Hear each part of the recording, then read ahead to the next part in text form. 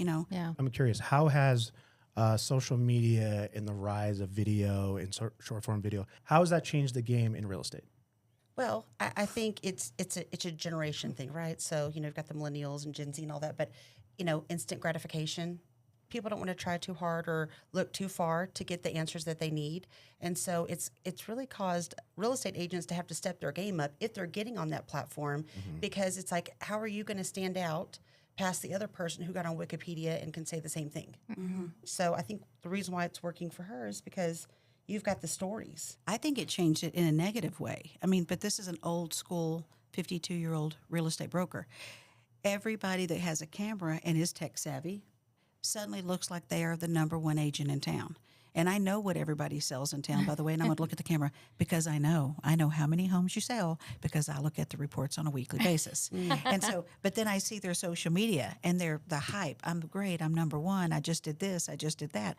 And the consumer believes it. The consumer sees, Sally Shiny bragging on social media, goes to Sally. Sally doesn't have the skill. Sally is going to have the skill as her career and knowledge grow, and we've all been her, it's not a problem being her, but they mislead the consumer. Now the consumer thinks they're with someone that's an expert, and they are not. I wish that the credentials would follow or accompany the hype. Meanwhile, they just bought the followers, right? But it was the thing to the average person, it was just a perception. It was like, they must know what they're talking about, because why would all these people follow them from click farms in Indonesia that they don't know? You know what I mean? I always say the scale doesn't lie, your bank account doesn't lie, your volume of sales does not lie. So any consumer should look at the numbers, right? It's about the numbers. So you would just say, hey, listen, how long have you been in business? It could be 5 years and you're a superstar. That happens.